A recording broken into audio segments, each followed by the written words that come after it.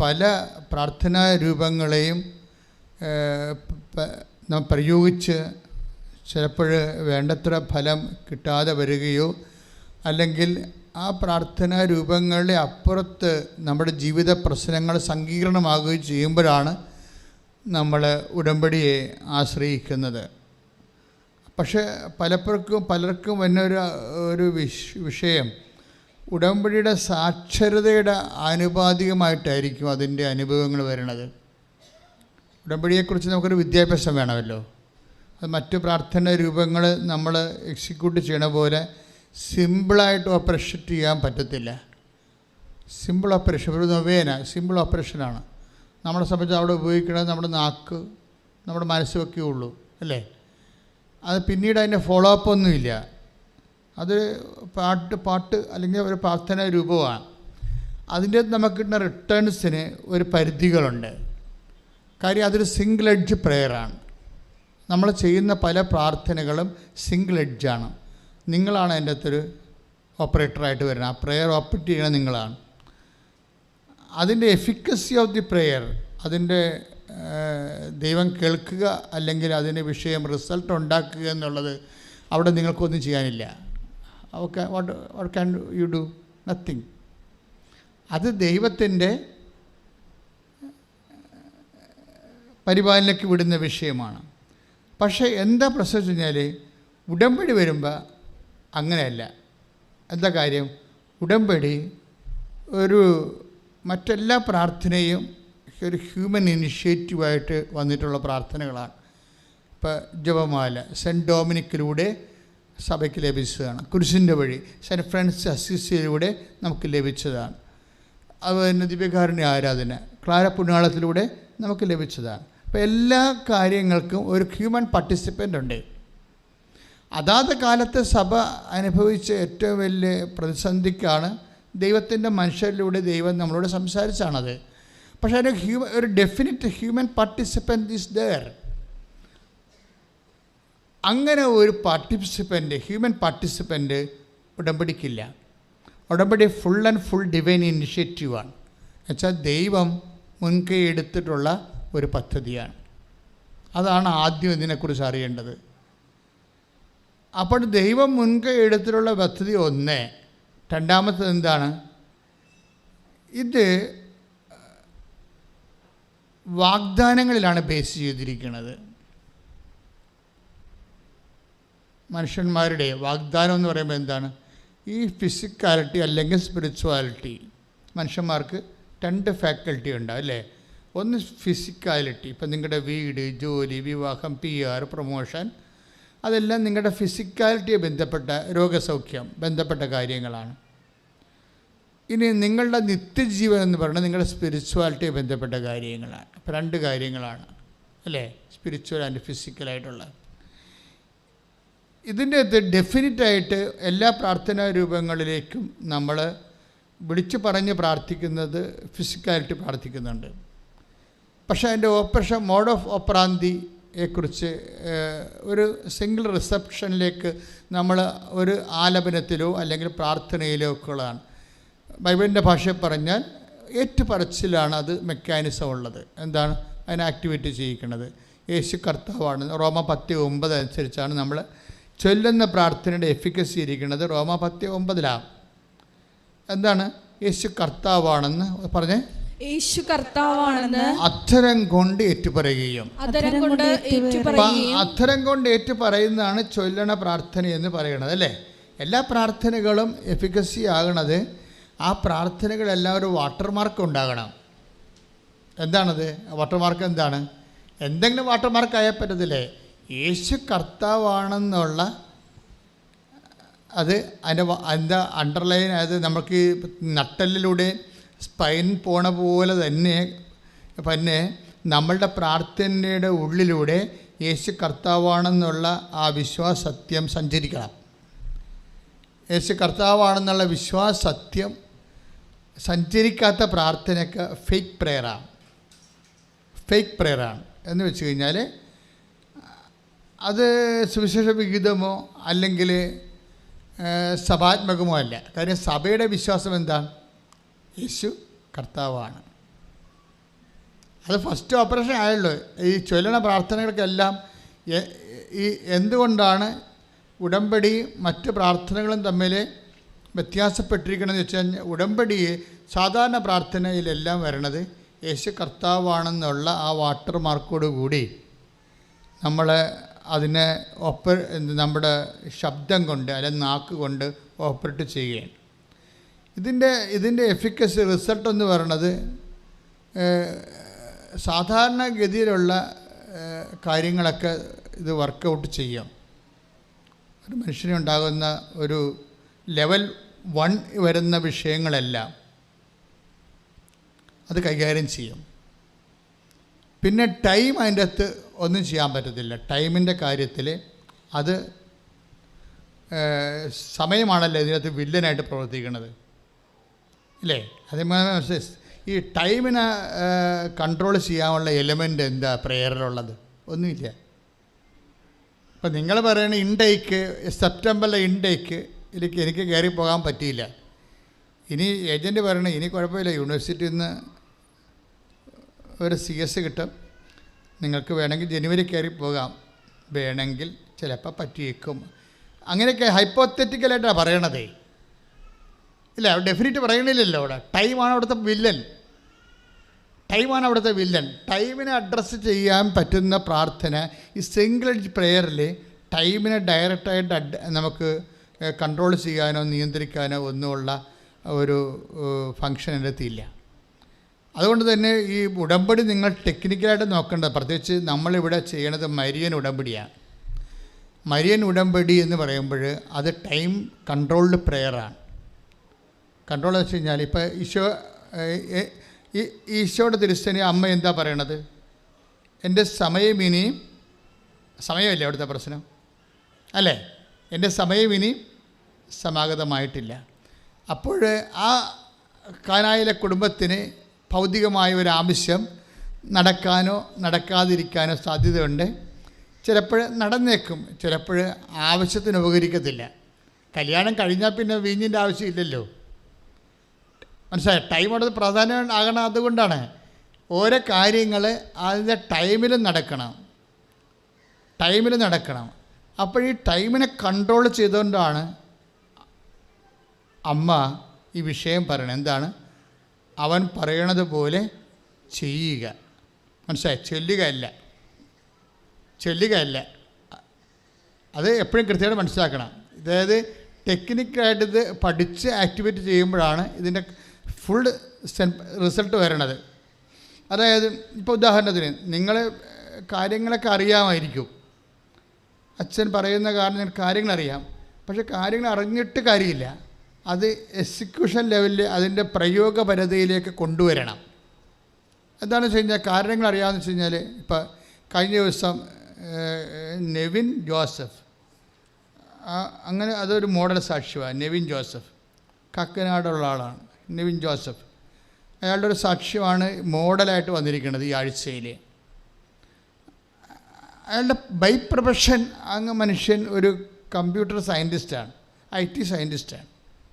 IT scientist എന്ന് പറയുമ്പോൾ IT മേഖലയിൽ മാസ്റ്റർ ഡിഗ്രി കഴിഞ്ഞിട്ട് പിന്നീട് അദ്ദേഹം ഒരു അമേരിക്കൻ ബാങ്കിൻ്റെ സെക്യൂരിറ്റി സോഫ്റ്റ്വെയർ സിസ്റ്റത്തിൽ വർക്ക് ചെയ്യുന്ന ആളാണ്. അപ്പോൾ സെക്യൂരിറ്റി സോഫ്റ്റ്വെയർ സിസ്റ്റത്തിൻ്റെ അവസ്ഥ അറിയാമല്ലോ. അതിന് സോഫ്റ്റ്വെയർ എപ്പോഴും അപ്ഡേറ്റ് ചെയ്തുകൊണ്ടിരിക്കും അവർ. കാര്യം സെക്യൂരിറ്റി പ്രോബ്ലമാണ്. ഹാക്കേഴ്സ് ഉണ്ടല്ല, ബാങ്കിലൊക്കെ ഹാക്കേഴ്സ് കയറിയാനുള്ള അവസ്ഥ എന്തായിരിക്കും? ആ ബാങ്ക് പൂട്ടേണ്ടി വരും. അതിന് അവരെന്നാ ചെയ്യും? അവരെപ്പോഴും ഇതിന് അപ്ഡേറ്റ് ചെയ്തുകൊണ്ടിരിക്കും. അതിനെന്ത് ചെയ്യും, ഒരു റിസർച്ച് വിങ് എപ്പോഴും ഉണ്ടാവും. IT മേഖലയിൽ പുതിയ പുതിയ സോഫ്റ്റ്വെയർ, ഇപ്പോൾ നമ്മൾ വാട്സപ്പൊക്കെ നോക്കുമ്പോൾ എൻഡ് ടു എൻഡ് എൻക്രിപ്റ്റ് എന്നൊക്കെ പറയത്തില്ലേ, അല്ലേ? പക്ഷേ അങ്ങനെ പറഞ്ഞാലും പോലീസ് ഡീകോഡ് ചെയ്യുന്നുണ്ടത്. നിങ്ങളൊരു പ്രതിയാണ്, നിങ്ങളെ പിടിച്ചെടുത്ത് കഴിഞ്ഞാൽ നിങ്ങളുടെ വാട്സപ്പ് അപ്പം ഡീകോഡ് ചെയ്തിരിക്കും. അതാണ് വിഷയം. അപ്പോൾ അതുപോലെ തന്നെ ഒരു സിസ്റ്റമാണ് ബാങ്കിൻ്റെ സെക്യൂരിറ്റി സിസ്റ്റം. ഇവിടെയാണ് ഇദ്ദേഹത്തിന് ജോലി. പക്ഷേ ബാങ്ക് എന്ത് ചെയ്ത്, ബാങ്ക് സോഫ്റ്റ്വെയർ അപ്ഡേറ്റ് ചെയ്ത് അത് കോംപ്ലിക്കേറ്റഡ് ആയിപ്പോയി ഭയങ്കര. നമുക്കറിയാം കോർപ്പറേറ്റ് കമ്പനികൾ അല്ലെങ്കിൽ പ്രോജക്റ്റ് ആയിട്ട് നമ്മൾ ജോലി ചെയ്യും. ഇപ്പം നമുക്കിവിടെയൊക്കെ സർക്കാർ സർവീസിൽ കയറിയ 58 വയസ്സ് വരെയൊക്കെ നമുക്ക് വർക്ക് ചെയ്യാമല്ലോ. ഇപ്പോൾ യൂറോപ്യനിലെ കൺട്രീസിൽ പലപ്പോഴും വരണത് പ്രോജക്റ്റ് വർക്കല്ലേ. 5 കൊല്ലത്തേക്ക് എഗ്രിമെൻറ്റ് പ്രകാരം വർക്ക് ചെയ്യുന്നു. പിന്നെ ഏജ് ഓവറായി കഴിഞ്ഞാൽ നിങ്ങളെ മാക്സിമം അവർ മാറ്റാൻ നോക്കും. അവർ ഏജ് ഓവറായിട്ട് ആൾക്കാരെ ഡിസ്മിസ് ചെയ്യുന്നതിന് പകരമാണ് അവർ പരീക്ഷ വെക്കണത്. എപ്പോഴും ടെസ്റ്റ് എന്ന് പറയത്തില്ല, 5 കൊല്ലം കൂടുമ്പോൾ ടെസ്റ്റ്. ആ ടെസ്റ്റിന് നമ്മൾ കയറി പറ്റില്ല എന്നുണ്ടെങ്കിൽ നമ്മൾ ഔട്ടാണ്, കാരണം എഗ്രിമെൻറ്റ് കഴിഞ്ഞു. ദാറ്റ് മീൻസ് നമ്മുടെ കുഞ്ഞുങ്ങളെല്ലാം വെള്ളത്തിലാവും. കുഞ്ഞുങ്ങൾ പഠിക്കണമെങ്കിൽ അവിടെ പഠനം വെള്ളത്തിലാവും. അപ്പോൾ കൊച്ചു കാര്യമല്ല, ചെറിയ കാര്യമല്ല. ജോലി പോയാൽ പിന്നീട് വേറൊരു സ്ഥലത്ത് ജോലി കിട്ടണമെങ്കിൽ ഇവിടെ എന്താ ജോലി പോയെന്ന് പറയേണ്ടി വരും. അപ്പോൾ സ്വാഭാവികമായും അത് നെഗറ്റീവായിരിക്കും, പോസിറ്റീവ് ഒരിക്കലും പറയത്തില്ല. എനിക്ക് സൗകര്യമില്ലാത്ത കൊണ്ട് ഇട്ടോട്ട് പോകുന്നു പറഞ്ഞാൽ നെഗറ്റീവ് അല്ലേ? അതാണ് സംഭവം. അവിടുന്ന് തല ഊരിപ്പോകുന്ന അവരെ ഡിസ്മിസ് ചെയ്താലും സസ്പെൻഡ് ചെയ്താലും അവരിപ്പോൾ ജോലിയില്ല, പ്രോജക്റ്റ് തീർന്നു പറഞ്ഞാലും എല്ലാം ഡിസ്മിസിൻ്റെ ഫലമാണ്. അപ്പോൾ ഈ ചെറിയ കാര്യമല്ല ഈ വിഷയം, ഭയങ്കര സീരിയസാണ്, ലൈഫ് ത്രെട്ടണിങ് ആയിട്ടുള്ള വിഷയമാണത്. ഈ മനുഷ്യന് ആ ജോലി നഷ്ടപ്പെട്ടിട്ട് രണ്ടാമത് അപ്ഡേറ്റ് ചെയ്യാൻ പറഞ്ഞിരിക്കുകയാണ്. അപ്ഡേറ്റ് ചെയ്യണമെങ്കിൽ പുള്ളിക്കാരൻ വന്ന് ഉടമ്പടി ചെയ്യും. അതാണ് രസം. അപ്ഡേറ്റ് ചെയ്യണമെങ്കിൽ അദ്ദേഹത്തിന് അറിയാം ഇത് റിസ്കി ഫാക്ടറാണ്, രക്ഷപ്പെടാനുള്ള സാധ്യത വല്ല 40-40% അതുകൊണ്ട് ദൈവം കൂടെ ഇല്ലെങ്കിൽ കുഞ്ഞുങ്ങളെ പട്ടിണിയാകും. അതൊക്കെ പുള്ളിക്കറിയാം. ഹിസ് ഒരു ബേസിക് കാത്തലിക്കാണ് അയാൾ. പക്ഷേ ഉടമ്പടി ചെയ്തിട്ടും അദ്ദേഹത്തിൻ്റെ സാക്ഷ്യം ഞാൻ കേട്ടപ്പോഴേക്കും അങ്ങനെ തോന്നിയത്, അയാൾ തോറ്റുപോയി പരീക്ഷയ്ക്ക്. അത് നിങ്ങൾ ശ്രദ്ധിക്കണം. That is my point. ഒത്തിരിയേറെ കാര്യങ്ങൾ എന്നാൽ വളരെ ഉടമ്പടി നിങ്ങൾ ഇപ്പോൾ കേൾക്കുന്ന പോലെ തന്നെ സിസ്റ്റമാറ്റിക്കായിട്ട് പഠിച്ച് അത് പ്രയോഗത്തിൽ വരുത്തുന്ന ആളാണ്. പക്ഷേ ഉടമ്പടി ഇയാൾ ചെയ്തിട്ടും ഉടമ്പടിയുടെ കാര്യങ്ങളെല്ലാം ഭംഗിയായിട്ട് ആൾ നിർവഹിക്കുന്നുണ്ട്. ചൊല്ലുന്ന സംഭവം ഇതിൻ്റെ 20% ഉള്ളത് പുള്ളിക്കറിയാം, ബാക്കി 80% ചെയ്യുന്ന കാര്യങ്ങളാണെന്നറിയാം. ഇതൊക്കെ ഇങ്ങനെ അറിഞ്ഞിട്ടും പുള്ളി പരീക്ഷയ്ക്ക് തോറ്റുപോയി. പരീക്ഷയ്ക്ക് തോറ്റുപോയെന്ന് വെച്ചാൽ നമ്മൾ 8ാം ക്ലാസ്സിനും 10ാം ക്ലാസ്സിനും തോക്കണ പോലെ അല്ല പരിപാടിയല്ലേ ഇത്. ജീവിതം പോവുകയാണ് അങ്ങോട്ട്, ഇനി വേറെ കൺട്രി പോകേണ്ടി വരും. അപ്പോൾ ഇത്രയും സ്കെയിലുണ്ടായാലോ സാലറിയുടെ എല്ലാം അങ്ങോട്ട് തിരികെയാണ്, എല്ലാം പൊളിച്ച് അയക്കണ ഒരു അവസ്ഥയാണ്. അപ്പോൾ ഈ മനുഷ്യൻ കടന്നു പോകുന്ന ഓരോ ജീവിതത്തിൻ്റെ ഓരോ ടെൻഷൻ ജംഗ്ഷൻ ഇങ്ങനെയൊക്കെ ഉള്ളൊരവസ്ഥയാണ് വരുന്നത്. അപ്പോൾ അദ്ദേഹം ആ സാക്ഷ്യത്തിൽ പറയണ ഒരു കാര്യമുണ്ട്, ഞാൻ തോറ്റു പരീക്ഷയ്ക്ക്. എന്നുവെച്ചാൽ എൻ്റെ കുഞ്ഞുങ്ങൾ ഇനി വെള്ളത്തിലാവും, എൻ്റെ ലൈഫിന് സ്പോയിൽഡാവും. പക്ഷെ ഞാൻ പരീക്ഷയ്ക്ക് ഈ ബാങ്കിൻ്റെ പരീക്ഷയ്ക്ക് തോറ്റു, പക്ഷെ ഞാൻ എൻകറേജ്ഡ് ആയെന്ന്. അതാണ് ആ സാക്ഷ്യം. അയാൾ നല്ല master degree above level graduation ഉള്ള കാരണം ഉടമ്പടിയെക്കുറിച്ച് കൃത്യമായിട്ട് പുള്ളിക്ക് അറിയാം. പുള്ളിക്കാരൻ ഞാൻ തോറ്റു, പക്ഷെ ഞാൻ എൻകറേജ്ഡ് ആയി. എന്ന് വെച്ച് കഴിഞ്ഞാൽ ഞാൻ പരീക്ഷയ്ക്ക് തോക്കുമ്പോൾ സ്വാഭാവികമായി നമുക്ക് എന്താ വരേണ്ടത്, ബോധക്കേടല്ലേ വരേണ്ടത്, അല്ലേ? എന്തെങ്കിലും കാര്യം ഇപ്പോൾ ബാങ്ക് ലോൺ തന്നില്ല, ബോധക്കേടായി. അല്ലെങ്കിൽ നമുക്ക് മകൾക്ക് കല്യാണത്തിന് വെച്ചിരുന്ന പണം അല്ല കല്യാണത്തിന് നമുക്ക് തരാമെന്ന് പറഞ്ഞ ആൾ മനസ്സമ്മതത്തിൻ്റെ തലേദിവസം വെച്ച് പറയുകയാണ്, നിങ്ങൾ വേറെ എവിടെയെങ്കിലും അന്വേഷിക്ക്, ഞാൻ കല്യാണം കഴിഞ്ഞ് സംഘടിപ്പിച്ച് തരാം, എൻ്റെ പൈസ ആയില്ലെന്ന് പറഞ്ഞാൽ നമ്മൾ ബോധം കെട്ട് വീഴും, ഇല്ലേ? അപ്പോൾ ജീവിതത്തിൽ വരുന്ന ഇതുപോലെയുള്ള ചില സമയത്ത് ഈ സമയങ്ങൾ നമ്മളുടെ ഒരു ഫ്ലോപ്പിംഗ് ടൈം, ആ ടൈം കൂടി പാക്കേജ് എടുത്തിട്ടാണ് ദൈവം നമ്മുടെ സ്പിരിച്വാലിറ്റി ഡിസൈൻ ചെയ്തിരിക്കുന്നത്. മനസ്സിലായില്ല? നമ്മൾക്കൊരു പരാജയം ഉണ്ടായാൽ, ഒരു അലാം സിറ്റുവേഷൻ ഉണ്ടായാൽ, അലാം സിറ്റുവേഷനിൽ കൂടി ആ സാഹചര്യത്തിൽ കൂടി നമ്മളിങ്ങനെ പൊതിഞ്ഞ് പിടിക്കാൻ പറ്റിയ പാക്കേജുകളോടും ഫോർമുല ഉപയോഗിച്ചിട്ടാണ് ദൈവം നമ്മുടെ സ്പിരിച്വാലിറ്റി ഡിസൈൻ ചെയ്തിരിക്കുന്നത്. നമ്മൾക്ക് പിന്നെ അത് ആവശ്യമില്ലാത്തത് കൊണ്ട് ഇപ്പോൾ ഐഫോൺ മേടിക്കുന്ന ആൾക്കാർ ചിലർ അങ്ങോട്ട് എനിക്കെന്തിനാണ് ഐഫോൺ, അങ്ങോട്ട് വിളിക്കണം ഇങ്ങോട്ട് കേൾക്കണം, വരുന്ന ഫോൺ എടുക്കണം, അത്രയേ ഉള്ളൂ പറയാം. അപ്പോൾ എനിക്കെന്തിനാണ് ആൾക്കാർ ചോദിക്കണം, അതാണ് എനിക്കെന്തിനാണ് ഐഫോൺ, അങ്ങോട്ട് അതിൻ്റെ അകത്ത് ഓപ്ഷൻസ് ഒത്തിരി ഉണ്ടാകുമല്ലോ, അതെനിക്ക് ആവശ്യമില്ല, എനിക്കെന്താ എൻ്റെ മകളെ വിളിക്കണം, അത്രയേ ഉള്ളൂ, അല്ലെങ്കിൽ അവൾ വിളിക്കുമ്പോൾ എടുക്കണം, അത്രയേ ഉള്ളൂ. ഈ പ്രേയറിലും ഇതാണ് നിങ്ങൾ ഉപയോഗിക്കുന്ന ഒരു സംഭവം. എന്നുവെച്ചാൽ ദൈവാനുഭവത്തിൻ്റെ സങ്കീർണമായ മേഖലകളിലേക്ക് കടന്നു ചെല്ലാൻ ആവശ്യമായ ഒരു സ്പിരിച്വൽ തിയോളജി, ആധ്യാത്മിക വിദ്യാഭ്യാസം നമ്മൾ ആഗ്രഹിക്കുന്നില്ല. അതുകൊണ്ട് എന്നാ സംഭവിക്കണമെന്ന് വെച്ചാൽ നമ്മളൊരു ബിലോ ആവറേജ് ആയിട്ട് ഇങ്ങനെ ജീവിച്ച് മരിച്ചു പോകും. ഉടമ്പടിയാണ് നമ്മൾ സബ്ജക്റ്റ്. ഇപ്പം ഉടമ്പടി ഈ വിഷയത്തെ എങ്ങനെയാണ് കൺഫ്രണ്ട് ചെയ്യുന്നത്? ഇപ്പോൾ ഈ മനുഷ്യൻ എന്താ പറയണത്? അയാൾ പറഞ്ഞത് എന്താണ്? ഞാൻ പരീക്ഷയ്ക്ക് തോറ്റു, പക്ഷേ എൻ്റെ മനസ്സിൽ നല്ല വരപ്രസാദം നിറഞ്ഞെന്ന്. അത് വെച്ച് കഴിഞ്ഞാൽ അത് ഞാൻ first time I am hearing ആദ്യമായിട്ടാണ് ഇങ്ങനെ ഞാൻ കേൾക്കണത്. ഞാൻ പരീക്ഷയ്ക്ക് തോറ്റു, ഞാൻ വേർത്ത് ബോധം കെട്ട് വീണെന്നൊക്കെയാണ് ആൾക്കാർ പറയണത്. ഇതങ്ങനല്ല, ഞാൻ പരീക്ഷയ്ക്ക് തോറ്റു. അപ്പോൾ അയാളുടെ ലൈഫ് സ്പോയിലായിരിക്കും, പക്ഷേ എനിക്ക് ആ തോൽവി ഫീൽ ചെയ്യുന്നില്ല, ഞാൻ എൻക്രീസ്ഡായി, വരപ്രസാദം നിറഞ്ഞെന്നാണ് പറയണത്. അങ്ങനെ ഒരു മനുഷ്യൻ പറയണമെന്നുണ്ടെങ്കിൽ നിങ്ങളെ ശ്രദ്ധിക്കേണ്ടി വരും. എന്താ കാര്യം വെച്ച് കഴിഞ്ഞാൽ ദൈവത്തിൻ്റെ ഭാഗത്ത് നമുക്ക് ലഭിക്കുന്ന രണ്ട് കാര്യങ്ങളുണ്ട്. ബ്ലെസ്സിങ് ഉണ്ട്, അനോയിൻറ്റിങ് ഉണ്ട്. പിടികിട്ടിയ രണ്ട് കാര്യങ്ങളാണ് ദൈവത്തിൻ്റെ ഭാഗത്ത് നമുക്ക് ലഭിക്കുന്നത്. ഒന്ന് ബ്ലെസ്സിങ് മീൻസ് ഫിസിക്കൽ ഫേവേഴ്സാണ് ബ്ലെസ്സിങ് എന്ന് പറയണത്. കാര്യം ബ്ലെസ്സിങ് വെച്ചിരിക്കുന്നത് നമ്മുടെ ഫിസിക്കാലിറ്റി മെയിൻറ്റെയിൻ ചെയ്യാൻ വേണ്ടിയാണ്, ഇല്ലേ? ഫിസിക്കാലിറ്റി മെയിൻറ്റെയിൻ ചെയ്യാൻ വേണ്ടിയാണ് ബ്ലെസ്സിങ്സ് വെച്ചിരിക്കുന്നത്. ആ ബ്ലെസ്സിങ്സ് നമ്മൾ ഇപ്പം തന്നെ കഴിഞ്ഞ ദിവസം സാക്ഷ്യം എന്താണ്? അച്ഛൻ എൻ്റെ വയറിൽ തൊട്ട് വിശ്വാസ പ്രമാണം ചൊല്ലി. പിന്നീട് ഞാൻ സ്കാൻ ചെയ്തപ്പോൾ എൻ്റെ സിസ്റ്റ് കാണാനില്ലെന്നാണ് സംഭവം. അതാണത്. എന്താ സംഭവിച്ചു കഴിഞ്ഞാൽ അതൊരു സാക്ഷ്യം കേട്ടിട്ട് ഞാനിപ്പം ഉദാഹരണം നിങ്ങൾക്ക് മനസ്സിലാക്കാൻ വേണ്ടി ഞാൻ പറയണതാണ്. ഞാൻ അധികം ആവശ്യമില്ലാത്ത സ്വരവും ബഹളം കാണിക്കാത്ത കാര്യം, ഇത് വളരെ സൂക്ഷ്മതയോടെ നിരീക്ഷിച്ച് ശാന്തമായിട്ട് മനസ്സിലാക്കേണ്ട കുറച്ച് സത്യങ്ങളുണ്ട്. ഇതറിഞ്ഞാൽ മാത്രമേ നിങ്ങൾക്കിത് നല്ല ശരിക്കും നിങ്ങൾക്കിതിൻ്റെ അകത്ത് ഏണിങ്സ് ഉണ്ടാക്കാൻ പറ്റത്തുള്ളൂ, നല്ല വരുമാനം ഉണ്ടാക്കാൻ പറ്റത്തുള്ളൂ. കാര്യം ഇതൊരു ടെക്നിക്കൽ പ്രെയറാണ്, അല്ല നമ്മളുടെ മറ്റ് പ്രാർത്ഥന പോലെ ഇത് അട്ടുപൊട്ട് ചെയ്യാൻ പറ്റത്തില്ല. തന്നെയാലും ഇതിൻ്റെ സാധ്യതകളെന്ന് പറയണത് നമ്മുടെ സാധാരണ പ്രാർത്ഥനയുടെ സാധ്യതകളല്ല, അതുക്കും മേലെയാണ് ഇതിൻ്റെ സംഭവം.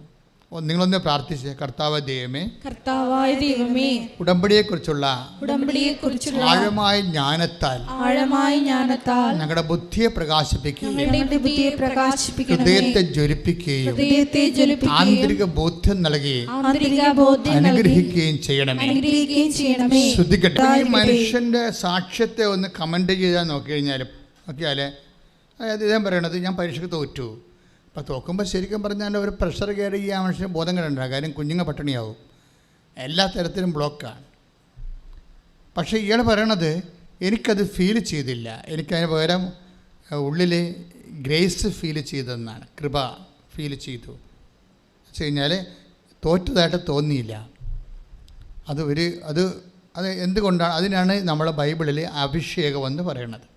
മനസ്സിലായില്ലേ? അഭിഷേകം എന്ന് പറയുന്നത് നമ്മുടെ രാജാക്കന്മാരുടെ തല എണ്ണ ഒഴിക്കണ പരിപാടിയല്ലേ. ബൈബിൾ അഭിഷേകം എന്ന് പറഞ്ഞാൽ ആന്തരികമാണ്, ബാഹ്യമല്ല.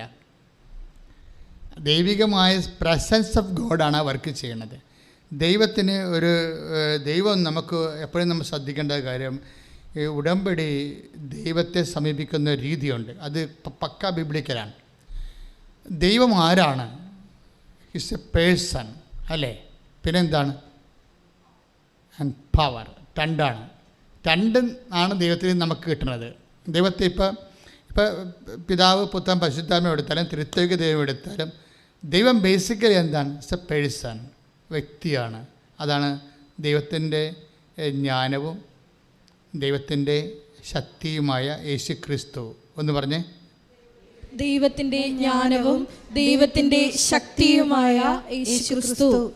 അപ്പോഴേ ഒരേ സമയം തന്നെ രണ്ട് ഫാക്കൽറ്റിയാണ്, ബുദ്ധിയുണ്ട്, അതേസമയം തന്നെ ശക്തിയുമുണ്ട്, തിയറിയുമുണ്ട്, പ്രാക്ടിക്കലുമുണ്ട്. ദൈവത്തിൽ എല്ലാമുണ്ട്. ഇപ്പം ദൈവത്തിൻ്റെ ഇപ്പോൾ 1 കൊറിന്ത്യൻസ് 1:24 അത് എപ്പോഴും ഉടമ്പടിയുടെ ബേസിക് വാചനമാണത്. 1 കൊറിന്ത്യൻസ് 1:24 എന്താണ് എന്ന് പറഞ്ഞാൽ ദൈവത്തിൻ്റെ ജ്ഞാനവും ദൈവത്തിൻ്റെ ശക്തിയുമായ യേശുക്രിസ്തു. അതെന്താ സംഭവിച്ചു കഴിഞ്ഞാൽ അത് യേശുക്രിസ്തുവിനെ കുറിച്ച് പറയുമ്പോഴും 2 കാര്യം പറയും. ഒന്ന്, പേഴ്സൺ ആൻഡ് പവർ ആണെന്ന് പറയും. അത് തന്നെയാണ് പരിശുദ്ധാത്മാവിനെ കുറിച്ചും പറയണത്, ഇല്ലേ? പരിശുദ്ധാത്മാവിനെ കുറിച്ച് എന്താ പറയണത്? പരിശുദ്ധാത്മാവ് ഒരു വ്യക്തിയാണ്. എന്നുവെച്ചാൽ വ്യക്തിയാണെന്ന് പറയാൻ കാരണം എന്താ വെച്ചാൽ പരിശുദ്ധാത്മാവിനെ ദുഃഖിപ്പിക്കരുത്, അല്ലേ? അങ്ങനെ വചനമില്ലേ? എഫെസ്യസ് 4:30 നിങ്ങൾ ഒന്ന് പറഞ്ഞ പരിശുദ്ധാത്മാവിനെ ദുഃഖിപ്പിക്കരുത്. അപ്പോൾ എഫെസ്യസ് 4:30 പരിശുദ്ധാത്മാവിനെ ദുഃഖിപ്പിക്കരുതെന്ന് പറയുമ്പോൾ നമുക്ക് മനസ്സിലാകും പരിശുദ്ധാത്മാവ് ഒരു വ്യക്തിയാണ്. സന്തോഷിക്കാൻ പറ്റും, ദുഃഖിക്കാൻ പറ്റുന്ന നമ്മളപ്പോൾ ഒരു വ്യക്തിയാണ്, അല്ലേ? ഒരു പേഴ്സണാണ്. സ്പിരിച്വൽ പേഴ്സണാണെന്നേ വ്യത്യാസമുള്ളത്. നമ്മൾ ഫിസിക്കൽ പേഴ്സൺസാണ്, ദൈവം സ്പിരിച്വൽ പേഴ്സണാണ്. അപ്പോൾ പരിശുദ്ധാത്മാവ് ഒരു വ്യക്തിയാണ്. പക്ഷേ അത് തന്നെ അപ്പോഴും തന്നെ ബൈബിൾ എന്താ പറയണത്? പരിശുദ്ധാത്മാവിനെ രക്ഷയുടെ കാലത്തിനായി നിങ്ങൾക്ക് നൽകിയിരിക്കുന്ന പരിശുദ്ധാത്മാവിനെ ദുഃഖിപ്പിക്കരുത്. പിന്നെന്താണ്? പരിശുദ്ധാത്മാവിനെ നിർവീര്യമാക്കരുത്. 1 തെസ്സലോനിയൻസ് 5:19 1 തെസ്സലോനിയൻസ് 5:19 എന്താ പറഞ്ഞ? ഒന്ന് പറഞ്ഞ പരിശുദ്ധാത്മാവിനെ നിർവീര്യമാക്കരുത്. അപ്പോഴേ പരിശുദ്ധാത്മാവിനെ നിർവീര്യമാക്കാൻ നമുക്ക് പറ്റത്തില്ല.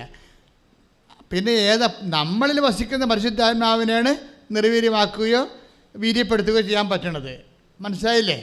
പരിശുദ്ധാത്മാവ് ആശ്രയിച്ച് നമുക്കൊന്നും ചെയ്യാൻ പറ്റത്തില്ല, ദൈവമല്ലേ?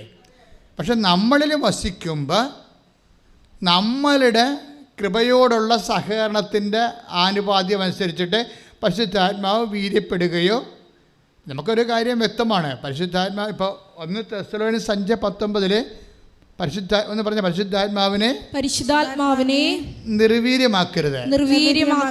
അപ്പം നമ്മളതിനെ ഡീപ്പ് അവർ ചെയ്യരുതെന്ന് അതിൻ്റെ അർത്ഥം. അത് നമ്മുടെ ഭാഗത്തുനിന്ന് വരാൻ സാധ്യതയുള്ള ഒരു അവസ്ഥയാണ്. അപ്പോഴേ അവിടെ നിർവീര്യമാക്കരുത് എന്ന് പറയുമ്പോൾ ബിക്കോസ് ഹിസ് എ പവർ, അല്ലേ? ഒരു പവറാണ് പരിശുദ്ധാത്മാവ്. ദാറ്റ് മീൻസ് അതുകൊണ്ടാണ് അമ്മ മാലാഖയോട് ചോദിക്കത്തില്ല, ഇതെങ്ങനെ സംഭവിക്കും, ഞാൻ എങ്ങനെയാണ് പ്രഗ്നൻ്റ് ആകണത്? എന്താ കാരണം? ഞാൻ പുരുഷനെ അറിയാത്ത ഒരു ജീവിതമാണ് തിരഞ്ഞെടുത്തിരിക്കുന്നത്. കന്യകയായിട്ട് ജീവിക്കാൻ തീരുമാനിച്ച ആളാണ്. അപ്പം അതുകൊണ്ട് അതെങ്ങനെയാണ് തമ്മിൽ ഇത് ടാലിയായി പോകണം എങ്ങനെയാണെന്ന് അമ്മ ചോദിക്കുന്ന ചോദ്യമാണ്. വളരെ ഇൻ്റലിജൻ്റ് ആയിട്ടുള്ള ക്വസ്റ്റ്യനാണ്. അമ്മ ഈ ചോദ്യം ചോദിക്കണത് മാലാഖ പറയുന്ന ഉത്തരവുണ്ട്. എന്താണ്? 1:35 ലുക്ക 1:35 എന്താ പറയണത്? പരിശുദ്ധാത്മാവ് നിൻ്റെ മേൽ വരും. പറഞ്ഞേ, പരിശുദ്ധാത്മാവ് നിന്റെ മേൽ വരും. എങ്ങനെയുള്ള പരിശുദ്ധാത്മാവാണ്? അത്യുന്നതൻ്റെ ശക്തി. അതാണ് പ്രശ്നം. പരിശുദ്ധാത്മാവ് ശക്തിയാണ്, ഇല്ലേ? അപ്പോൾ പരിശുദ്ധാത്മാവ് ശക്തിയായത് കാരണം അത് നമ്മുടെ മേൽ വരാൻ പറ്റുന്ന രീതിയിലേക്കാണ് ദൈവം അതിനെ പരിശുദ്ധാത്മാവിനെ മോഡുലേറ്റ് ചെയ്തിരിക്കുന്നത്, നമ്മളിൽ വസിക്കാൻ പറ്റുന്ന രീതിയിൽ. അപ്പോൾ നമ്മളിൽ വസിക്കാൻ പറ്റുന്ന രീതിയിലല്ലേ ഈശോയെ മോഡുലേറ്റ് ചെയ്തത്. ദിവ്യകുർബാന അങ്ങനെയല്ലേ വസിക്കണത്, അല്ലേ? ദിവ്യകുർബാനയെ വസിക്കുന്നത് നമ്മൾ ഈശോയല്ലേ നമ്മളിൽ വസിക്കണത്, പേഴ്സണല്ല വസിക്കണത്. അതുപോലെ തന്നെ പരിശുദ്ധാത്മാവും നമ്മളിൽ വസിക്കാൻ പറ്റുന്ന രീതിയിലേക്ക് അതിനെ റീഫോം ചെയ്യും. ഇപ്പോൾ എല്ലായിടത്തും കറണ്ടുണ്ട്, അല്ലേ? ഇപ്പോൾ ചില സ്കെയിലൊക്കെ വെച്ച് നമ്മൾ ഉരക്കുമ്പോൾ പേപ്പറൊക്കെ ചാടി പിടിക്കും. അതിൻ്റെ അകത്ത് ഒരു ഇന്നേറ്റ് എനർജി ഉണ്ട്, അല്ലേ? അപ്പോൾ കറണ്ടാണ്, ഇലക്ട്രിസിറ്റിയാണ്. പക്ഷേ സ്കെയിലിൻ്റെ ഉള്ളിലിരിക്കണം, ഉരച്ച് കഴിഞ്ഞ് പിടിക്കുമ്പോഴാണ് മുടിയൊക്കെ പറന്ന് പിടിക്കണം, കണ്ടിട്ടില്ലേ? അപ്പോൾ അതിൻ്റെ അകത്തൊരു ഇന്നേറ്റ് ഉണ്ട്. പിന്നെ ഇതിൻ്റെ അകത്തൊരു എനർജി, ഈ ഫാനിൻ്റെ അകത്തൊരു എനർജി ഉണ്ട്. അതെന്താണ്? അത് സ്റ്റാറ്റിക്കായിട്ടുള്ള എനർജിയാണ്. അത് ഫാനിൻ്റെ ഡൈനാമിക്സിൽ വർക്ക് ചെയ്ത് കഴിയുമ്പോൾ അത് കൈനറ്റിക്കായിട്ട് മാറും, അല്ലേ? യാന്ത്രികോർജ്ജമായിട്ട് അങ്ങനെ മാറും. അപ്പോൾ ഇത് വർക്ക് ചെയ്യുന്ന വ്യത്യസ്തമായ രീതികളിലാണ് വർക്ക്. ഇതുപോലെ വസിക്കാൻ പറ്റുന്ന രീതിയിലേക്ക് കർത്താവ് ഒരു ക്രമീകരണം നടത്തിയിട്ടുണ്ട്. നിങ്ങൾ ദൈവം ചെയ്തിരിക്കുന്ന വലിയ കാര്യങ്ങൾ ചിന്തിക്കണം.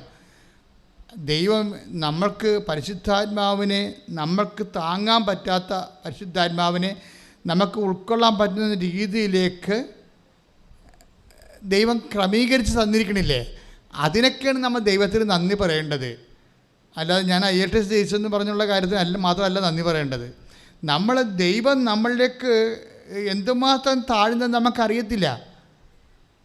അതായത് ഒരു മനുഷ്യൻ്റെ വസിക്കുന്ന രൂപത്തിലേക്ക് ഈ ത്രിത്വത്തെ, ലോകത്തെ നയിച്ച് ഭരിക്കുന്ന ദൈവികമായ ശക്തിയായ പരിശുദ്ധാത്മാവിനെ നമ്മൾക്ക് പറ്റുന്ന പരുവത്തിലേക്ക് കൺവേർട്ട് ചെയ്തെടുത്തിരിക്കുകയാണ്. ഭയങ്കര കൺവേർഷൻ അവിടെ നടന്നിരിക്കുന്നത്. ഒന്ന് പ്രാർത്ഥിക്കുക. കർത്താവായ ദൈവമേ, ദൈവം വ്യക്തിയും ശക്തിയും ഞങ്ങൾ വസിക്കാൻ പറ്റുന്ന രീതിയിൽ ഞങ്ങൾക്ക് വേണ്ടി ക്രമീകരിച്ച് ദൈവം ചെറുതായതിനെ ഓർത്ത് അതിന് ദൈവത്തെ പ്രേരിപ്പിച്ച അവിടുത്തെ അനന്തമായ സ്നേഹത്തെ ഓർത്തും ഞങ്ങൾ നന്ദി പറയുന്നു. എല്ലാ മാലാഖമാരുടെ കൂടെ നന്ദി പറയുന്നു. മനുഷ്യരാശിക്ക് വേണ്ടി നന്ദി പറയുന്നു. ശ്രുതികട്ടെ. മെക്കാനിസം ഓഫ് സ്പിരിച്വാലിറ്റിയാണ് ഇപ്പം ഞാൻ നിങ്ങളോട് സംസാരിക്കുന്നത്. അത് ഉടമ്പടിയുടെ ഒരു ഫോർമാറ്റിലാണ് സംസാരിക്കുന്നത്. അപ്പോൾ എന്ത് സംഭവിച്ചു കഴിഞ്ഞാൽ, ഈ മനുഷ്യന് പരിശുദ്ധാത്മാവ് അദ്ദേഹത്തെ വിട്ടുപിരിയുക. അയാളെ പരീക്ഷക്കത തോറ്റുള്ളൂ, പക്ഷെ പരിശുദ്ധാത്മാവ് വിട്ടുപിരിഞ്ഞിട്ടില്ല. അതാണ് ഇതിനകത്ത് മെയിൻ പോയിന്റ്. മനസ്സിലായില്ലേ? രോഗം വരാം, പക്ഷെ പരിശുദ്ധാത്മാവ് വിട്ടുപിരിയരുത്. നമ്മളൊരു വിഷയത്തിൽ പരാജയപ്പെടാം. ചിലപ്പോൾ നിങ്ങളുടെ visa we are very sorry to tell you എന്നൊക്കെ പറഞ്ഞ് സായിപ്പ് ഡിപ്ലോമാറ്റിക്കായിട്ട് നിങ്ങൾക്ക് കത്ത് കിട്ടും. സംഭവം നടക്കത്തില്ലെന്നാണ് പറയണത്. അപ്പോഴവർ നല്ലവണ്ണം സംസാരിക്കാൻ അറിയാവുന്ന കാരണം ഭയങ്കര സ്വാപ്പിട്ടാണ് അവർ നമുക്ക് റിജക്റ്റ് ചെയ്ത കാര്യം നമ്മളോട് പറയണത്.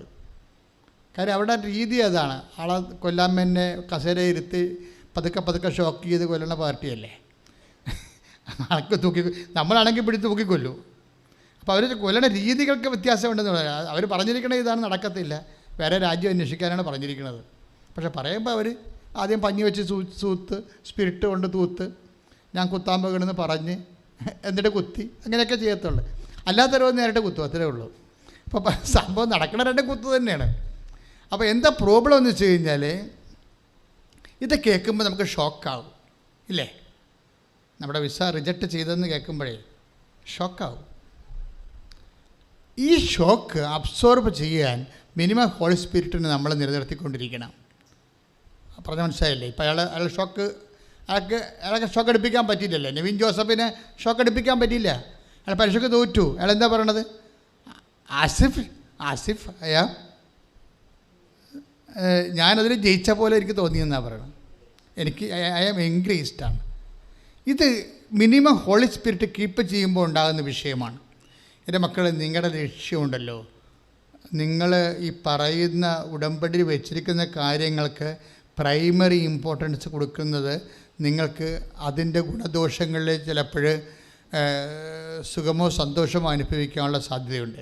അതിൽ ആ ഒരു ലെവലിൽ നിങ്ങൾ മാറിയിട്ട് പരിശുദ്ധാത്മാവിനെ കീപ്പ് ചെയ്യാൻ നോക്കണം.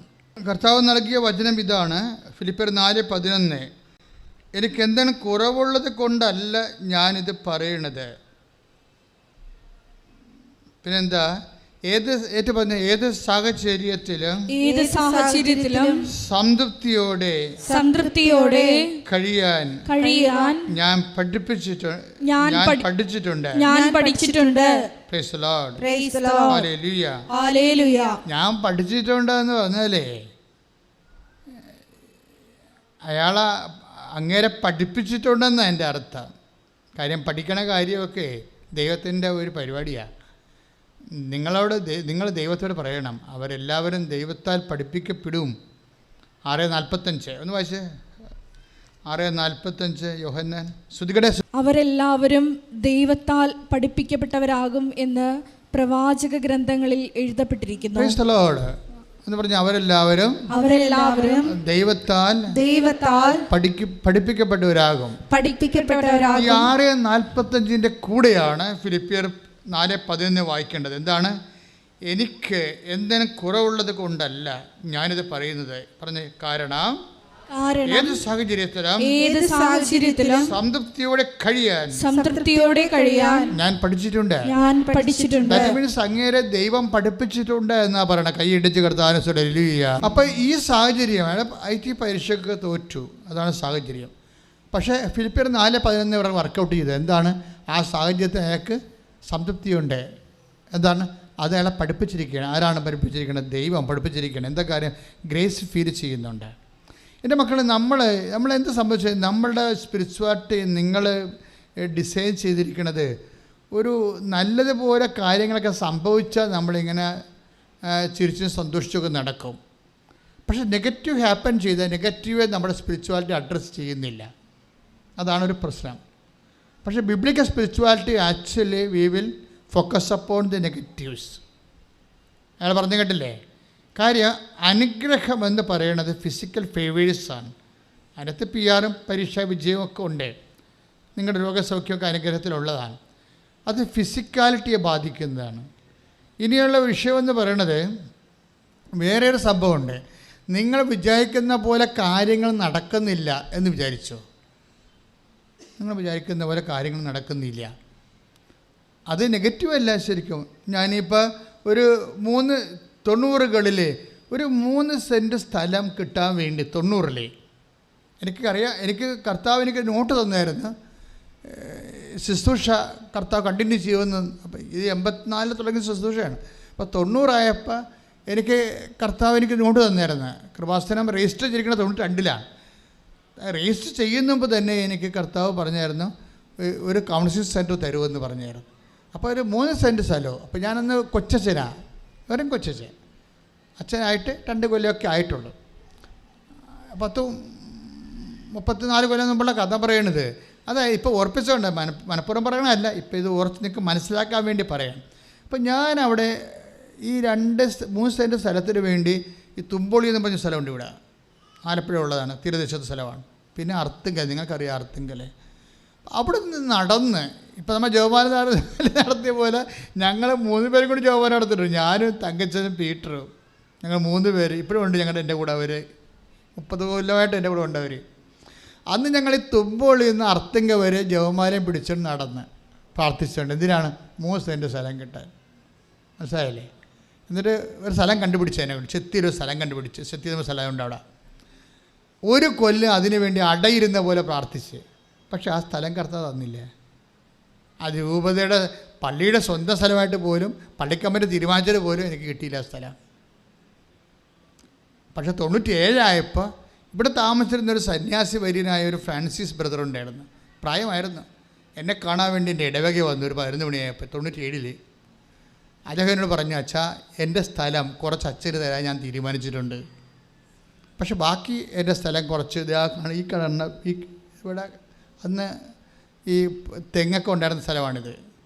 2 തെങ്ങും കുറച്ച് തലപോയ തെങ്ങൊക്കെ ആയിരുന്നു. ഈ സ്ഥലം അച്ഛൻ വിലക്കെടുക്കണമെന്ന് പറഞ്ഞു. ഞാൻ പിന്നെ ഒരു കുഴപ്പമില്ലെന്ന് പറഞ്ഞു. അപ്പോൾ എനിക്ക് എൻ്റെ കുറേ പല സ്ഥലങ്ങളിൽ നിന്നൊക്കെ നടന്നിട്ട് എനിക്ക് 1,40,000 രൂപ കിട്ടി. നമ്മൾ തിരിച്ചു കൊടുക്കാൻ വേണ്ടി വായ്പ വാങ്ങിച്ചതാണ്. ആ 40,000 രൂപയ്ക്കാണ് ആ സ്ഥലം, 1,40,000 രൂപയ്ക്ക് ഈ സ്ഥലം എടുത്തിരിക്കണം 97-ൽ. ഇത് 17 സെൻറ്റ് ബ്രദർ തന്നു.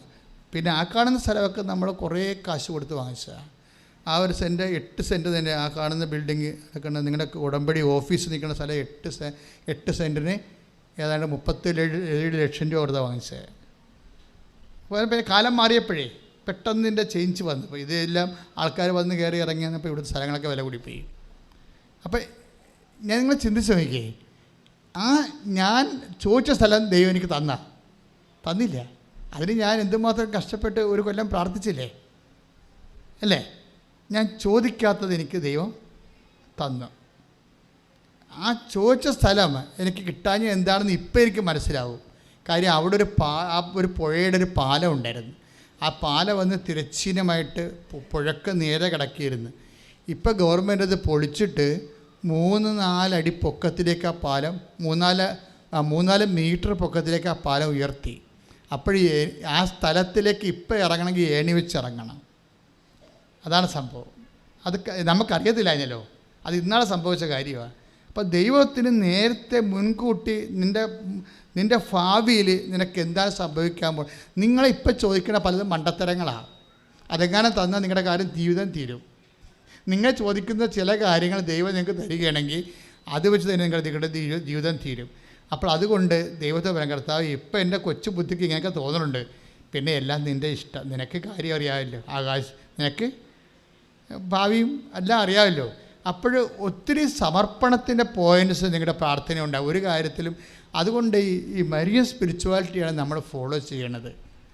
അമ്മയുടെ ഒരു വിഷയമെന്ന് പറയുന്നത്, അമ്മയുടെ ജീവിതത്തിലെ ഒരു നെഗറ്റീവ് സംഭവിച്ചു കഴിഞ്ഞാൽ അമ്മ കുറഞ്ഞ പക്ഷം ഒരു റിയാക്ഷൻ എടുക്കണമെന്ന് വെച്ചാൽ മിണ്ടത്തില്ല. പറഞ്ഞ മനസ്സിലായില്ലേ? അതാണ് അമ്മയുടെ ഒരു രീതി. അപ്പം ഒരു നെഗറ്റീവ് നമ്മുടെ സ്പിരിച്വാലിറ്റി വന്നിരിക്കുന്നത്, നമ്മുടെ ആധ്യാത്മികതയിൽ നമ്മൾ പോസിറ്റീവിനാണ് എല്ലാവരും പ്രാധാന്യം കൊടുക്കുന്നത്. പക്ഷേ പോസിറ്റീവിനേക്കാൾ പ്രാധാന്യമാണ് നെഗറ്റീവിനുള്ളത്. കാര്യം എന്താ വെച്ച് കഴിഞ്ഞാൽ, പോസിറ്റീവ് എന്ന് പറഞ്ഞാൽ അത് ബ്ലെസ്സിങ്സാണ്. ക്യാഷ് ആൻഡ് കൈൻഡ് ഫിസിക്കൽ ബ്ലെസ്സിങ്സാണ് നമുക്ക് കിട്ടുന്നത്, ഫിസിക്കാലിറ്റിയിലുള്ളതാണ്. പക്ഷേ അതിൻ്റെ നെഗറ്റീവിൽ ഇപ്പോൾ ഇയാൾ ജോസഫ് നെവിൻ എന്താ പറയണത്? അയാൾ പറയണത്, ഞാൻ പരീക്ഷയ്ക്ക് തോറ്റു, പക്ഷേ എനിക്ക് ഗ്രേസ് ഫീൽ ചെയ്തെന്നാണ്. അതിന് അഭിഷേകം എന്നാണ് പറയണത്, അനുഗ്രഹമല്ല. അഭിഷേകം എന്ന് പറയണത് പ്രസൻസ് ഓഫ് ഗോഡാണ്, മറ്റത് ഇഫക്റ്റ് ഓഫ് പ്രസൻസാണ്. തമ്മിൽ വ്യത്യാസമുണ്ട്. ബ്ലെസ്സിങ്സ് എന്ന് പറഞ്ഞാൽ ഇഫക്റ്റ് ഓഫ് പ്രസൻസാണ്. ഇപ്പം നിങ്ങൾക്ക് കാറ്റ് അടിക്കുന്നുണ്ടല്ലേ, അതെന്താണ്? കറണ്ടിൻ്റെ ഇഫക്റ്റാണ്. മനസ്സിലായില്ലേ? കറണ്ട് അടിച്ചാൽ നിങ്ങൾ ചത്തുപോകും, കാറ്റടിച്ചാൽ നിങ്ങൾ ചത്തുപോകത്തില്ല. സിമ്പിളല്ലേ? അതെന്നുവെച്ചാൽ കറണ്ട് കൃപയും അനുഗ്രഹം, അതുപോലെ തന്നെ ബ്ലെസ്സിങ്സ് അതിൻ്റെ ഇഫക്റ്റും അതായത് നമ്മൾക്ക് ലഭിക്കുന്ന കൃപ ലഭിച്ചാൽ അഭിഷേകമാണ് ഉണ്ടാകുന്നത്. അനുഗ്രഹം എന്ന് പറയുന്നത് ഭൗതികമായ ആനുകൂല്യങ്ങളാണ്, ഫിസിക്കൽ ബ്ലെസ്സിങ്സ്. ഈ പലപ്പോഴും നെഗറ്റീവ് ഫിസിക്കൽ ബ്ലെസ്സിങ്സ് കിട്ടാത്തപ്പോൾ ദൈവം ഒന്നും തരാതിരിക്കുന്നില്ലെന്നാണ് ഞാൻ പറഞ്ഞതിൻ്റെ അർത്ഥം. മനസ്സിലായ? ഇപ്പം നിങ്ങളുടെ ഒരു കല്യാണം മനസ്സമ്മതം കഴിഞ്ഞതാണ്.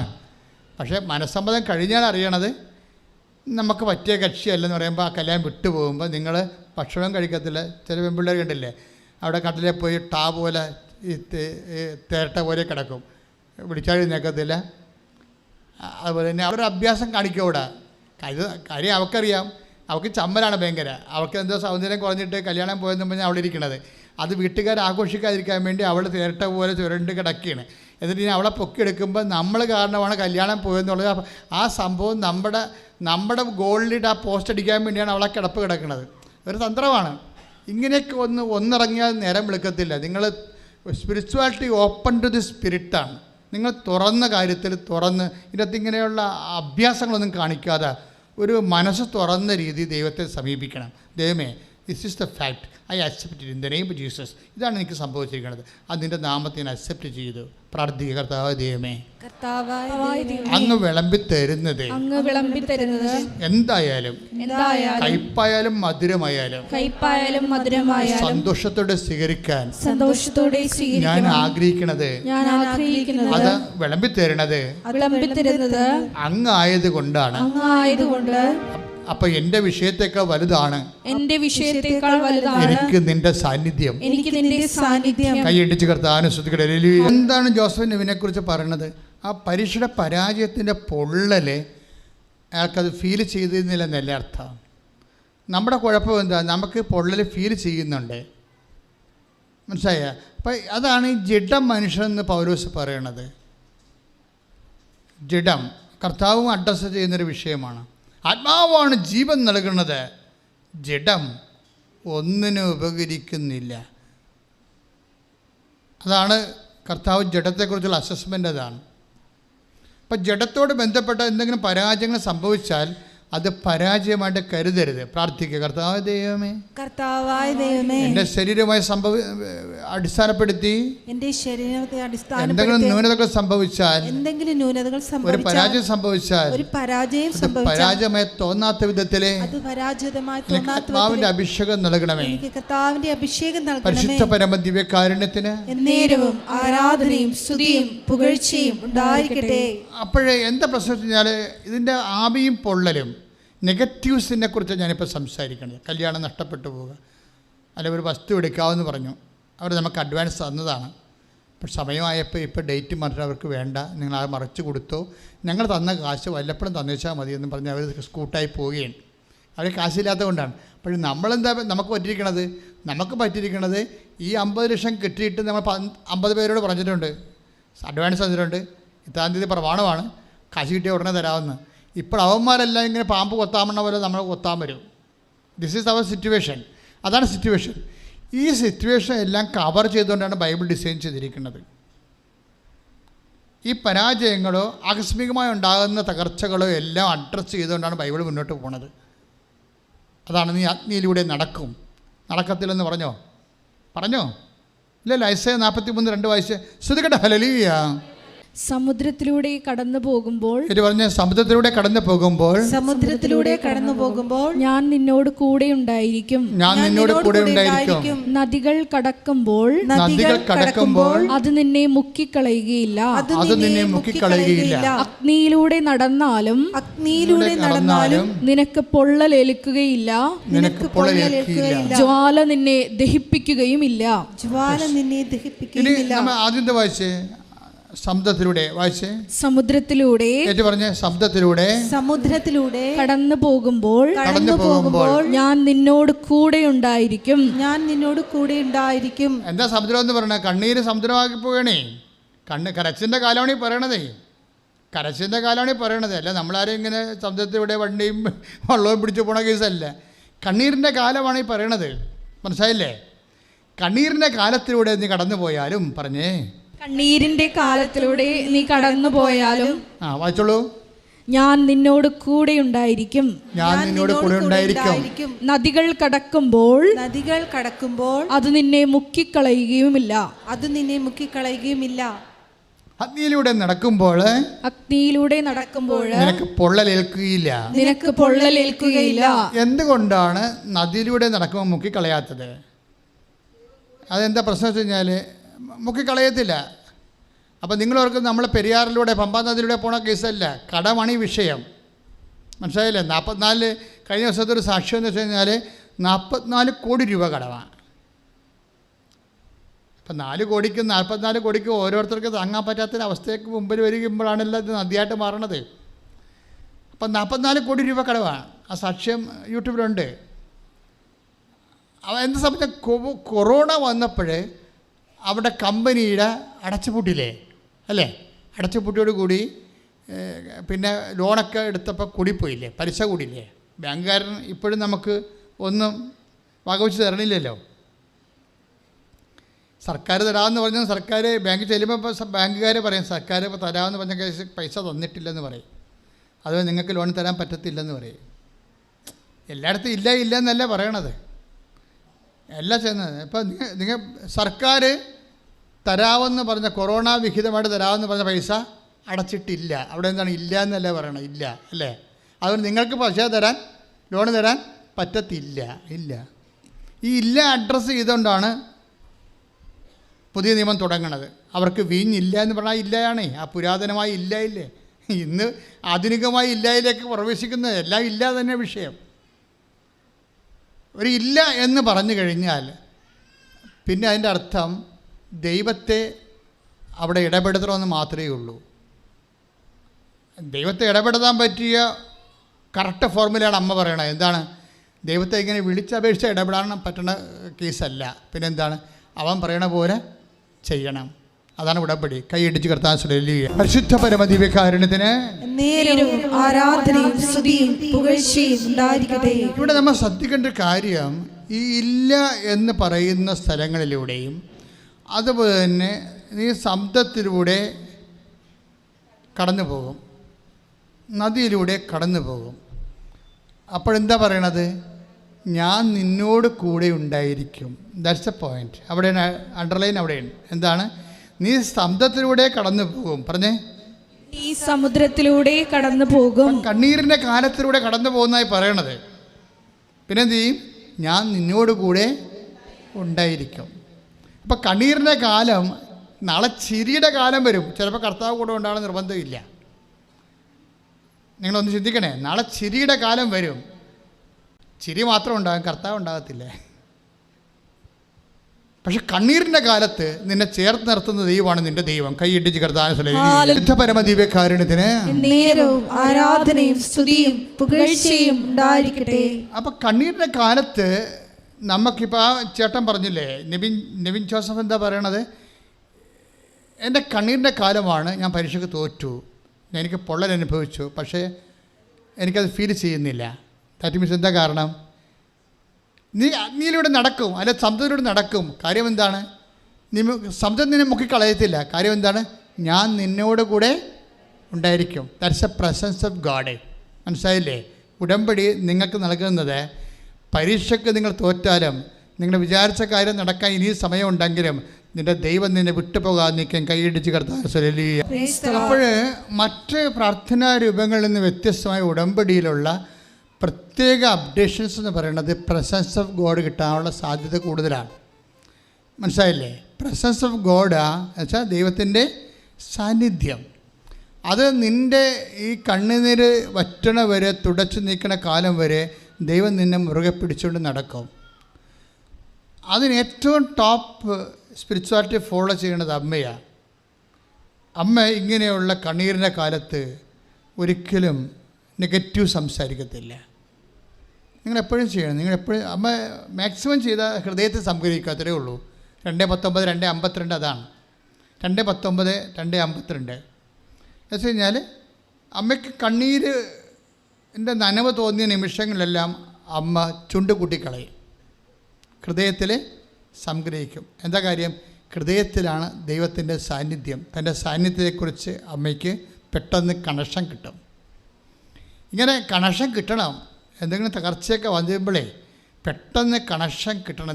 ദൈവം നമ്മുടെ ഹൃദയത്തിൽ ഇല്ലാഞ്ഞിട്ടല്ല പ്രശ്നം, കണക്ഷൻ കിട്ടാത്തത് കൊണ്ടാണ് പ്രശ്നം. ദൈവം നമ്മുടെ ഹൃദയത്തിൽ ഇല്ലാഞ്ഞിട്ടല്ല. നീ വെട്ടിപ്പം മെനവായിട്ട് ജീവിച്ചാൽ ദൈവം നിൻ്റെ ഹൃദയത്തിൽ ഉണ്ട്, പക്ഷെ നിന്നെ കണക്ട് ചെയ്യാൻ പറ്റുന്നില്ല. മനസ്സിലായില്ലേ? അതാണ് പക്ഷേ. ഇപ്പം നിൻ്റെ അമ്മ അല്ല നിൻ്റെ അപ്പൻ കുഞ്ഞുങ്ങളിവിടെയൊക്കെ ഉണ്ട്, ഇവിടെ എവിടെയെങ്കിലും തിരക്കിലുണ്ടെന്ന് വിചാരിച്ചോ, നിനക്ക് കണക്ഷൻ കിട്ടണം. അതിന് അവിടെ വൈഫൈ വർക്ക് ചെയ്യണം, അല്ലെങ്കിൽ നെറ്റ് ഉണ്ടാകണം. കുറേ പ്രശ്നങ്ങളുണ്ട്. അത് രണ്ട് ആളുള്ളതും നമുക്ക് അനുഭവിക്കുന്നതും നമ്മളെ സംബന്ധിച്ചിടത്തോളം കണക്ഷൻ കിട്ടുന്നൊരു വിഷയമാണ്. ദൈവം നമ്മുടെ ഹൃദയത്തിൽ ഇല്ലാണ്ടിരിക്കണമല്ല പ്രശ്നം, നമുക്ക് കണക്ഷൻ കിട്ടണില്ലെന്നാണ് പ്രശ്നം. അത് നമ്മുടെ സെറ്റിൻ്റെ കുഴപ്പമോ നെറ്റില്ലാത്ത പ്രശ്നമൊക്കെയാണ്. മനസ്സിലായില്ലേ? അതെപ്പോഴും ഒന്ന് പ്രാർത്ഥിച്ച മക്കളെ, കർത്താവ് ദൈവമേ, എൻ്റെ ജീവിത പ്രശ്നങ്ങളിലെ പരിശുദ്ധ അമ്മയെ പോലെ പെട്ടെന്ന് കണക്ഷൻ കിട്ടാൻ, നിന്റെ സാന്നിധ്യം അനുഭവിക്കുവാൻ എന്നെ പ്രത്യേകമായ വിധത്തില് അഭിഷേകം ചെയ്യണമേ. ശ്രുതികടെ കർത്താവിൻ്റെ ചൈതന്യം തളം കെട്ടി നിൽക്കുന്ന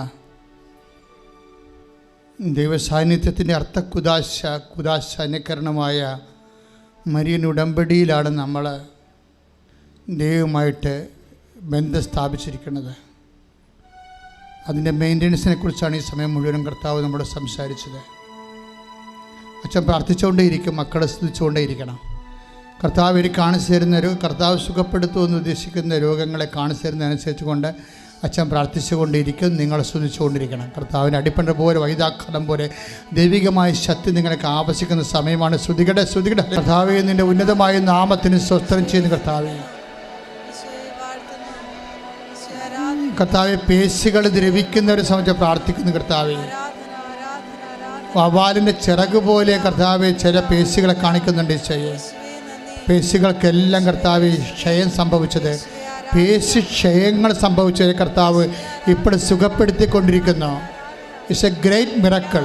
പേശികളെ കർത്താവെ ക്ഷയം സംഭവിച്ചവരെ, അസ്ഥികളെ ദ്രവിച്ചിരിക്കുന്ന അസ്ഥി ശോഷണമുള്ളവരെ, അതുപോലെ നടക്കാനോ കൈ ഉയർത്താനോ പറ്റാത്തവരെ കർത്താവ് സ്പർശിച്ചു കൊണ്ടിരിക്കുന്നു. ശ്രദ്ധിക്കട്ടെ, എല്ലാവരും ശ്രദ്ധിക്കട്ടെ.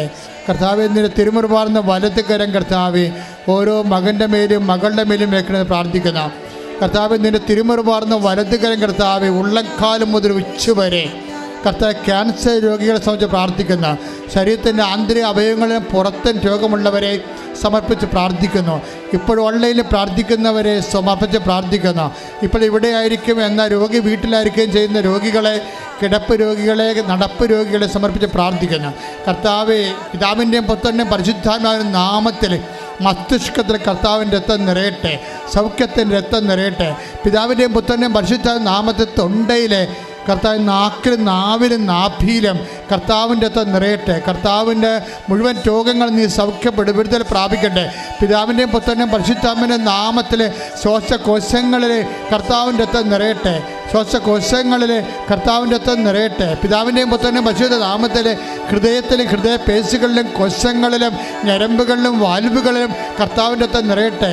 ശ്വാസകോശ രോഗികൾ, ഹൃദയരോഗികൾ സൗഖ്യമാകട്ടെ. പിതാവിൻ്റെയും പുത്രൻ്റെയും പരിശുദ്ധ നാമത്തെ കരളിൽ കർത്താവിൻ്റെ രക്തം നിറയട്ടെ. കരളിൽ കർത്താവ് പുളിക്കായിലും കർത്താവിൻ്റെ രക്തം നിറയട്ടെ. പാൻക്രിയാസിൽ പിതാവിൻ്റെയും പുത്രൻ്റെയും പരിശുദ്ധ നാമത്തിൽ പാൻക്രിയാസിൽ കർത്താവിൻ്റെ രക്തം നിറയട്ടെ. പിതാവിൻ്റെയും പുത്രൻ്റെയും പരിശുദ്ധ നാമത്തിൽ ഉദര രോഗികളെ, കുടൽ പുണ്ണുള്ളവരെ, അൾസർ രോഗികളെ കർത്താവിൻ്റെ രക്തം നിറയട്ടെ. പിതാവിൻ്റെയും പുത്രൻ്റെയും പരിശുദ്ധ നാമത്തിൽ അടിവയറ്റിൽ കർത്താവിൻ്റെ രക്തം നിറയട്ടെ. കർത്താവിൻ്റെ രക്തം നിറയട്ടെ. കർത്താവിൻ്റെ ഉന്നതമായ നാമത്തിൽ മാരക രോഗങ്ങൾ സൗഖ്യം പ്രാപിക്കട്ടെ. പിതാവിൻ്റെയും പുത്രൻ്റെയും പരിശുദ്ധ നാമത്തിൽ മക്കളില്ലാത്തവരെ കർത്താവ് സ്പർശിക്കട്ടെ. അണ്ട ഉൽപ്പാദിപ്പിക്കപ്പെടാത്തവരും ബീജം ഉൽപ്പാദിക്കപ്പെടുന്നവരും കർത്താവ് സ്പർശിക്കട്ടെ. പിതാവിൻ്റെയും പുത്രൻ്റെയും പരിശുദ്ധാത്മാവിൻ്റെ നാമത്തിൽ സിസ്റ്റുകൾ യേശുവിൻ്റെ നാമത്തിൽ അപ്രത്യക്ഷമാകട്ടെ. പിതാവിൻ്റെയും പുത്രൻ്റെയും പരിശുദ്ധ നാമത്തിൽ കിഡ്നി രോഗികളിൽ കർത്താവിൻ്റെ രക്തം നിറയട്ടെ. കിഡ്നി ചുരുക്കമുള്ളവരെ, കിഡ്നി ചുരുങ്ങിപ്പോകുന്നവരെ കർത്താവിൻ്റെ രക്തം നിറയട്ടെ. പിതാവിൻ്റെയും പുത്രൻ്റെയും പരിശുദ്ധ നാമത്തിൽ കിഡ്നി കല്ലുള്ളവരെ കർത്താവിൻ്റെ രക്തം അരിഞ്ഞു പോകട്ടെ.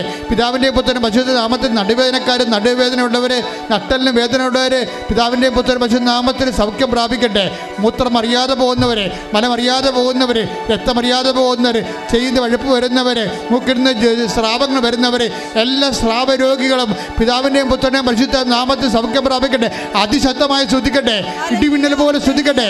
പിതാവിൻ്റെയും പുത്രൻ്റെയും പരിശുദ്ധ നാമത്തിൽ അസ്ഥിരോഗികൾ, പേശി രോഗികൾ, കാലിന് വാദമുള്ളവർ, നടക്കാൻ പറ്റാത്തവർ, കാലിന് നീരിറങ്ങി വരുന്നവർ, യേശുവിൻ്റെ നാമത്തിൽ സൗഖ്യമാകട്ടെ. മുടി കൊഴിഞ്ഞു പോകുന്നവർ, ചിരങ്ക രോഗികൾ, ചൊറി രോഗികൾ, സോറിയാസിസ് രോഗികൾ, പിതാവിൻ്റെ പുത്രൻ്റെ പരിശുദ്ധ നാമത്തിൽ മാരക രോഗങ്ങൾ, തിരവേദികൾ യേശു നാമത്തിൽ സൗഖ്യമാകട്ടെ. കൈ നെഞ്ചത്ത് വെച്ച് പ്രാർത്ഥിക്കേണ്ട സമയമാണ്. നമ്മൾ ഫുൾ ആൻഡ് ഫുൾ യേശുവിനെ ഏൽപ്പിച്ചുകൊണ്ട് നമ്മുടെ മാതാവിൻ്റെ മാധ്യസ്ഥത്തിലാണ് പ്രാർത്ഥിക്കുന്നത്. ഇപ്പോൾ പ്രാർത്ഥിക്കാൻ പോകുന്ന ജീവിത സാഹചര്യങ്ങൾ കർത്താവ് ഏറ്റെടുക്കാൻ വേണ്ടിയും പ്രാർത്ഥിക്കുകയാണ്. ജോലി ഇല്ലാത്തവർക്ക് വേണ്ടി പ്രാർത്ഥിക്കാൻ പോകുന്നു. ജോലി നഷ്ടപ്പെട്ടുകൊണ്ടിരിക്കുന്നവർക്ക് പ്രാർത്ഥിക്കാൻ പോകുന്നു. നമ്മുടെ അധ്വാനിച്ച പണം അന്യാധീനപ്പെട്ടു പോയി മറ്റുള്ളവരുടെ കയ്യിൽ അകപ്പെട്ടു പോയിന് പ്രാർത്ഥിക്കാൻ പോകുന്നു. വസ്തുഭാഗോടുകൂടി നടക്കാത്തവർക്ക് വേണ്ടി പ്രാർത്ഥിക്കാൻ പോകുന്നു. സ്ഥലമില്ലാത്തവർക്ക് വേണ്ടി പ്രാർത്ഥിക്കാൻ പോകുന്നു. വീടില്ലാത്തവർക്ക് വേണ്ടി പ്രാർത്ഥിക്കാൻ പോകുന്നു. വിവാഹം ഒക്കാത്തവർക്ക് വേണ്ടി പ്രാർത്ഥിക്കാൻ പോകുന്നു. വിവാഹം തകർച്ചയിൽ കിടക്കുന്നവർക്ക് വേണ്ടി പ്രാർത്ഥിക്കാൻ പോകുന്നു. സാമ്പത്തികമായ തകർച്ചയിൽ വരുമാന മാർഗമില്ല, ജോലിയില്ല, വ്യവസായങ്ങൾ തകരുന്നു, കുഞ്ഞുങ്ങളുടെ പഠനങ്ങൾ തകരുന്നു. ഇങ്ങനെ വ്യത്യസ്തങ്ങളായ മേഖലകളിൽ നീ അനുഭവിക്കുന്ന കണ്ണീരിന് വേണ്ടി കർത്താവിൻ്റെ തുടച്ചു മാറ്റപ്പെടാൻ വേണ്ടി പ്രാർത്ഥിക്കാൻ പോകുന്നു. എൻ്റെ മക്കൾ ശക്തമായി മാതാവിൻ്റെ മധ്യസ്ഥങ്ങളെ ഏൽപ്പിച്ചുകൊണ്ട് യേശുനാമത്തെ സ്തുതിക്കട്ടെ.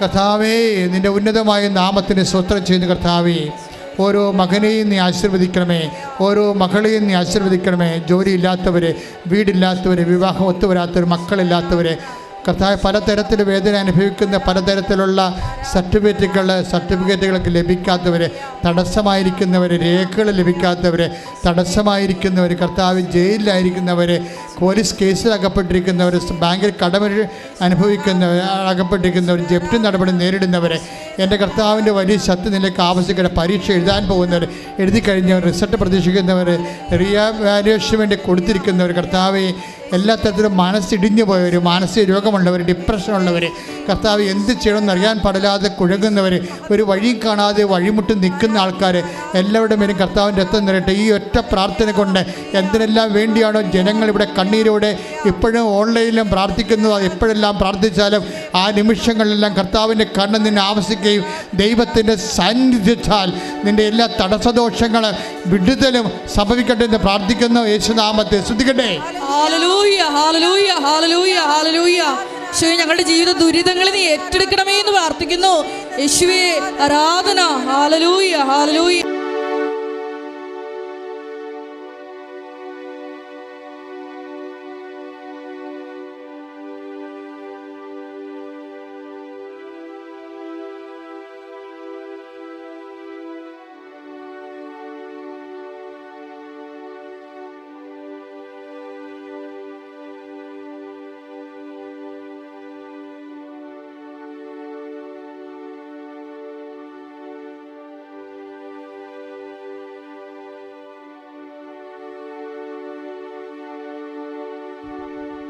പരിശുദ്ധ പരമ ദിവ്യകാരുണ്യത്തിന്